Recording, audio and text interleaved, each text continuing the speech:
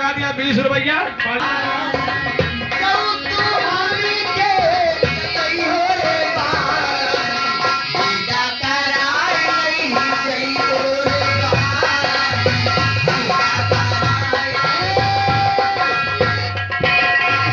आगे हमारे राजेंद्र भैया लगा 10 रुपया का इनाम।